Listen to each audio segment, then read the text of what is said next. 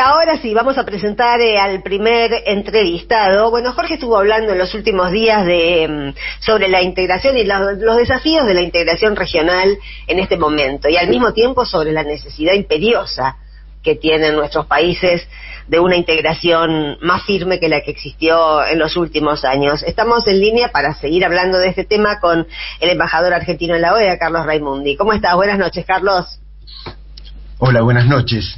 Sandra, Jorge, un gusto muy grande conversar con ustedes por esta radio tan querida y tan importante y en un momento como este. Muchas gracias. ¿Viste el partido, Carlos? Sí, por supuesto. ¿Y qué tal?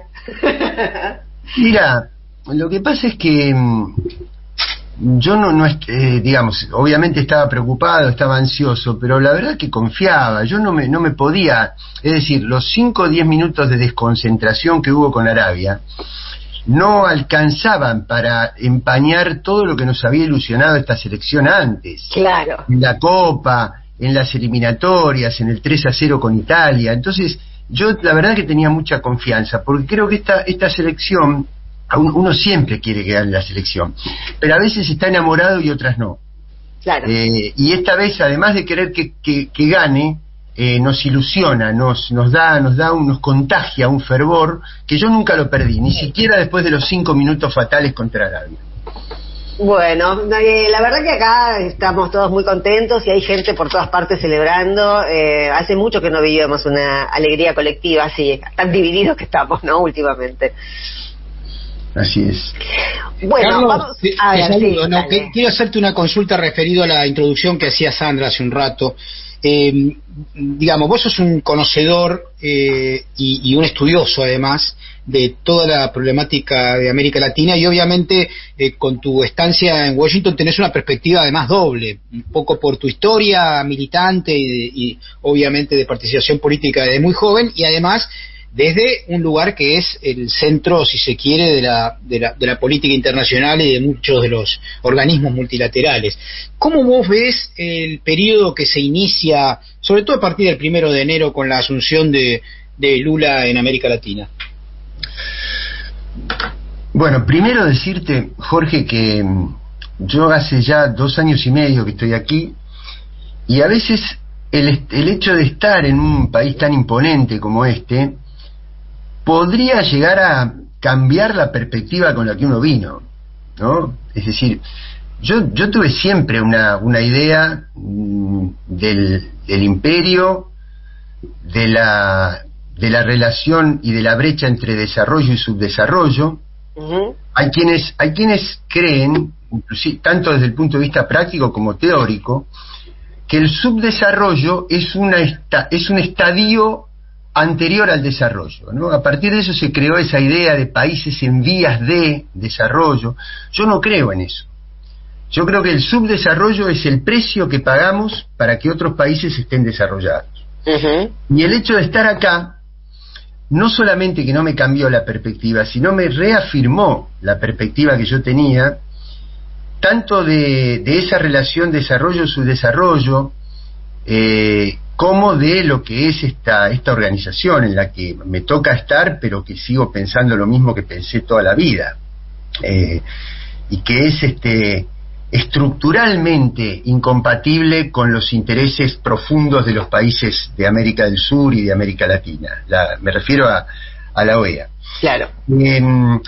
Segundo, que estoy muy preocupado por la cuestión de la integración. Por ejemplo, en Perú está sucediendo una cosa muy fuerte, que es que hay una situación económica, macroeconómica en Perú, que no es mala. Al contrario, es estable, es sólida, no tiene los problemas que tenemos nosotros, no tiene problemas de financiamiento a largo plazo, no tiene problemas de reservas, tiene una industria, un proceso exportador de minerales, de agronegocios, de pesca. Entonces uno dice, ¿cómo puede ser que un país que esté económicamente, macroeconómicamente tan sólido, tenga tantas crisis políticas? Y yo creo que es muy sencilla la respuesta. es el poder necesita mantener a la política en crisis permanente para que el pueblo no reciba ningún beneficio de ese desarrollo macroeconómico. Es decir, que sirva exclusivamente a los sectores concentrados. Y hoy, las cancillerías de Paraguay, Brasil y Argentina expresan una protesta, una suerte de preocupación, porque Uruguay está tratando de firmar un tratado de libre comercio, ya no únicamente con China, sino un tratado transpacífico.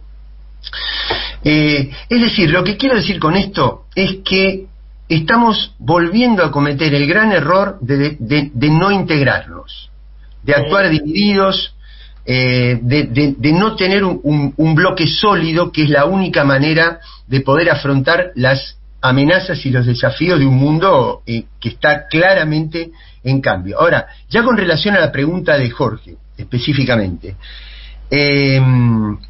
sí, claro, Brasil es un país que está entre los más grandes desde el punto de vista territorial, pero además está en un lugar geográfico que lo conecta con el Atlántico Norte, que lo conecta con la panza de África, que lo conecta con el Caribe, que lo conecta obviamente también con el Atlántico Sur. Quiere decir que geopolíticamente, es decir, vos fíjate que de toda América del Sur, Brasil únicamente no limita con Chile y no limita con Ecuador, pero sí limita con todos los demás países.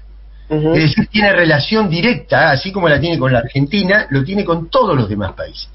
Entonces, ¿qué es lo que sucede? Cuando hay un cambio en Brasil, no es un cambio en un país, sino que es un cambio que irradia a nivel regional.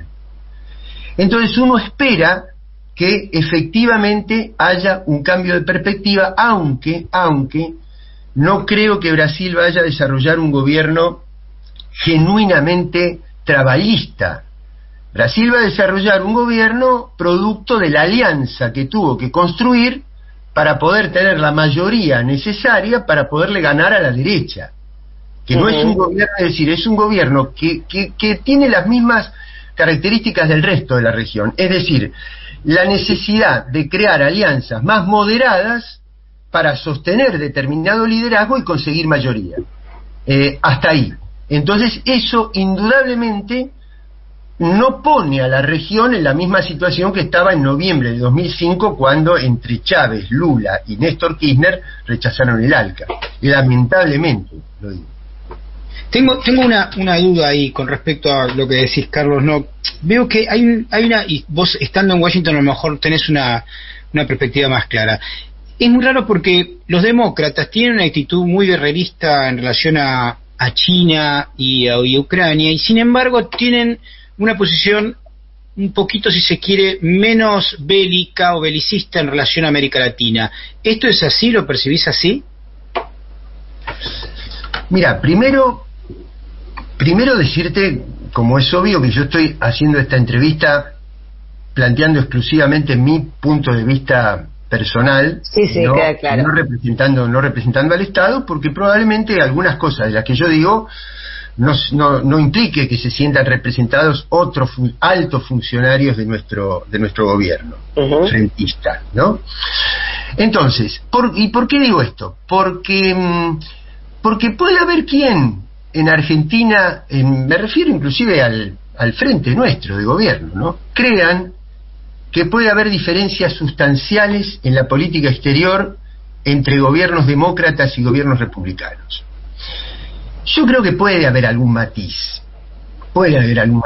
te diría, pero no alcanza, desde mi perspectiva no alcanza para decir que son políticas exteriores distintas. ¿Por qué?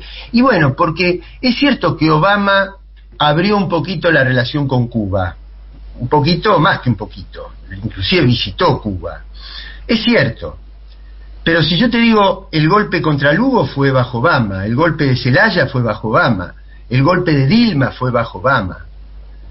Para no irme a Oriente, no irme a Afganistán, no irme a Siria, ni siquiera hace falta que me vaya del otro lado. Ahora, hay casi me dio alguna perspectiva vivir acá, Jorge, en este sentido. Yo vivo en un país donde vos tenés una infraestructura vial impresionante, imponente, magnificente. Ahora, vos sabés que el 90% de los coches que andan por esas autopistas infernales están conducidos por una sola persona y casi no te encontrás con transporte público.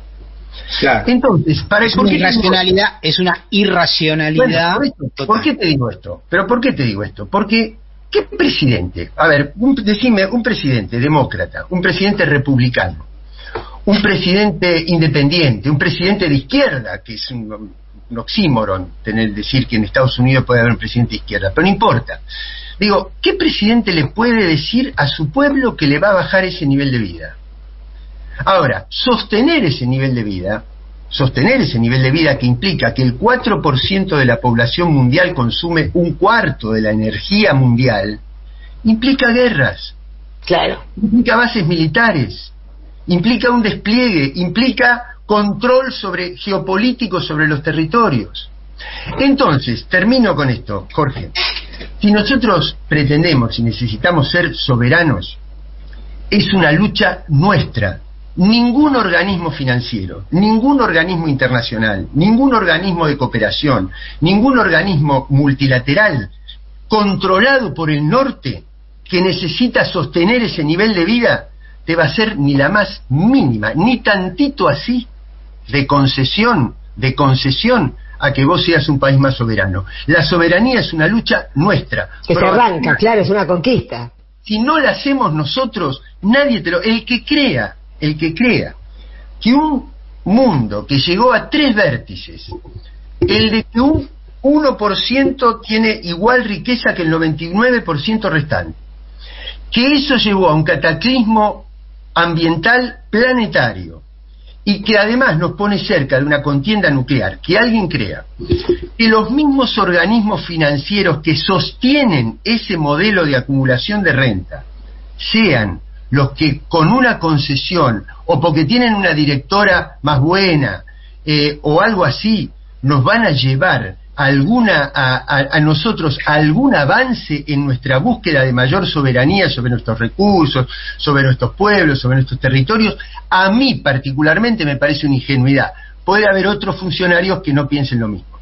Ahora, perdón, Jorge, sí. vos decías recién, Carlos, que, bueno, lo hemos dicho también acá, los organismos internacionales en este momento, son herramientas que a nosotros como países no nos sirven, ¿no? Pero está dando vueltas de nuevo la posibilidad de hacer resurgir la UNASUR. Esa idea, ¿cómo la ves?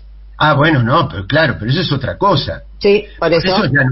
Eso no es hemisférico, no es global. No, es nuestro, es nuestro. Claro, sí, claro.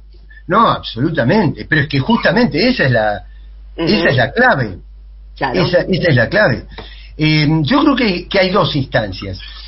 Una, América Latina y Caribe, que es CELAC, y sobre todo cuando vos tenés un gobierno como México. México es un país que geográfica y comercialmente es de América del Norte, pero histórica y culturalmente pertenece a la conquista hispánica. Por lo tanto, cuando México tiene un presidente como el que tiene en este momento, que mira hacia el sur, además de mirar únicamente hacia el norte, como lo hacían los anteriores, vos podés contar con una estrategia América Latina y Caribe.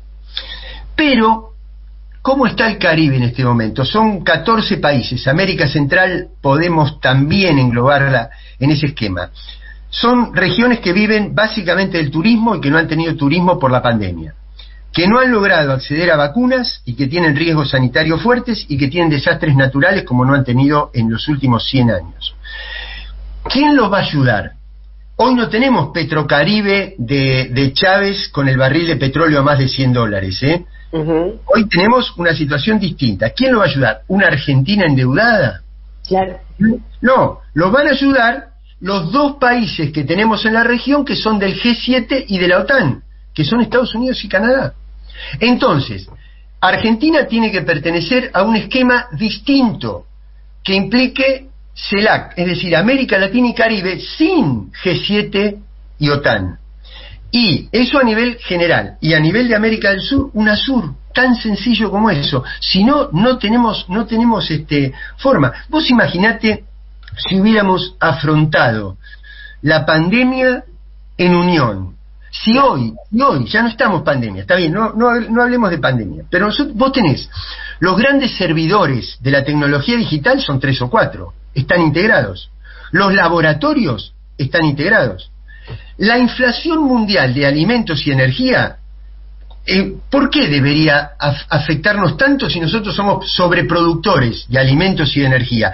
Nos afecta porque el problema no es quién tiene el recurso, sino quién tiene la renta del recurso. Y como la renta es privada y monopólica, claro, nosotros sufrimos las consecuencias del aumento de los precios de lo que nosotros mismos sobreproducimos. Entonces, ¿cómo hacés vos para afrontar a ese esquema tan integrado de poder financiero y económico si no es desde un bloque regional? Es tan sencillo como eso, Sandra. Sí. Está dando vueltas un proyecto muy interesante, hay expresidentes que lo piden, pero bueno, nosotros calculamos que eso podría llegar a tomar envión recién después que Lula asuma, ¿no? Sí, además, vos fijate que Brasil es un nexo entre América del Sur y BRICS. Claro. Eso implica una inserción geopolítica distinta, nueva, novedosa, en un mundo donde claramente se están diferenciando los bloques. Así que, sí, por supuesto. Pero ya te digo, yo creo que, así como creo que nosotros nos debemos, lo digo con toda humildad y con todo respeto, ¿no? Y con todos los mejores modales de lo que soy capaz. Pero nosotros tenemos discusiones internas pendientes respecto de cómo se abate la inflación o cómo se mantienen las reservas, y también sobre la inserción geopolítica de la Argentina. Yo no estaría en condiciones, me encantaría poderlo decir, pero no sé si estoy en condiciones de decir que todo el Frente de Todos tiene saldada su mirada, una mirada única de cómo la Argentina tiene que insertarse en este mundo que está en transición clara e irreversible de un mundo unipolar a un mundo donde se están generando condiciones de otras polaridades de poder.